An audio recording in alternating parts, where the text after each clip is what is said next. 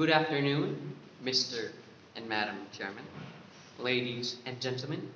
I am Samuel Gregory Sira MD from SMA School Depot, and I'm here to represent the House on the motion of this House will arrange students based on their academic performance and intelligence rather than on their age. As the House, we would like to define some of the variables in this.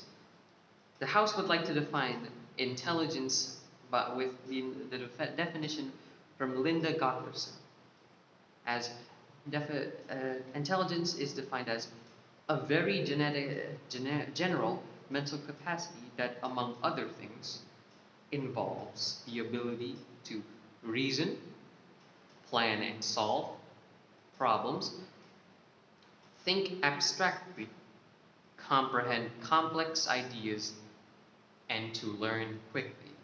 And as the House, we would also like to define academic performance as the extent to which a student, teacher, or an institution has attained their academic goals. Today I would like to state that this team, the affirmative team, believes that this statement is true, and we would like to give the points of what of our arguments, which is one, that intelligence has no relation to age; two, that intelligence is more about genetics; and three, that being with the same people with the same degree of intelligence could help with students' performance.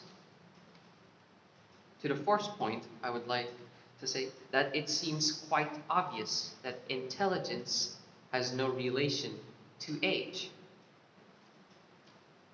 Take the case of Balam Ambati, an American ophthalmologist, educator, and researcher.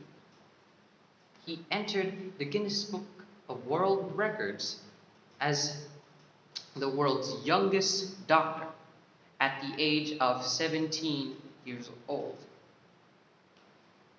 And also take the case of Taylor Ramon Wilson, an American nuclear physics enthusiast and science advocate who, in 2008, produced nuclear fusion using a fusor, and at the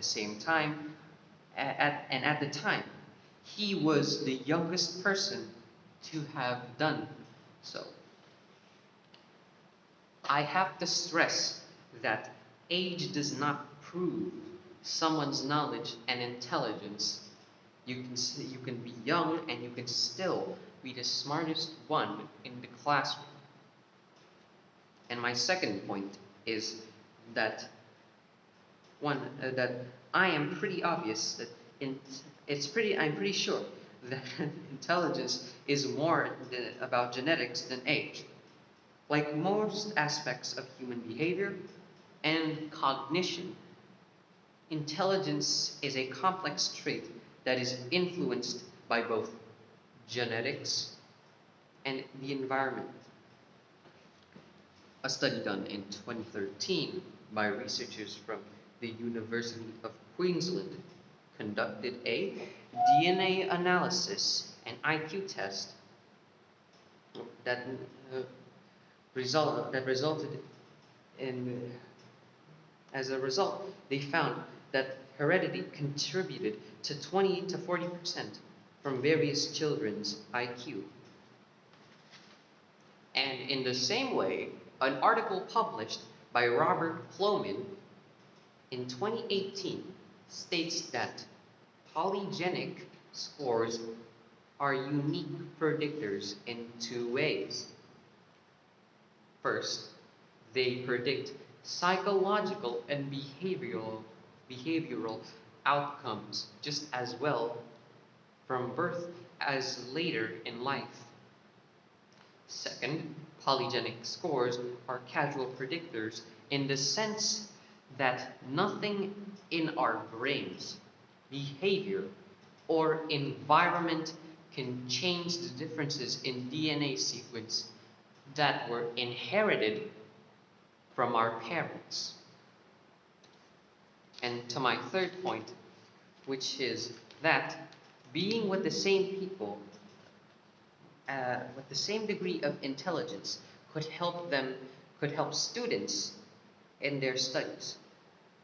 With a study published in 2005 by Washington University, shows that when students work together in a collaborative team's classrooms, they learn better than when they sit alone.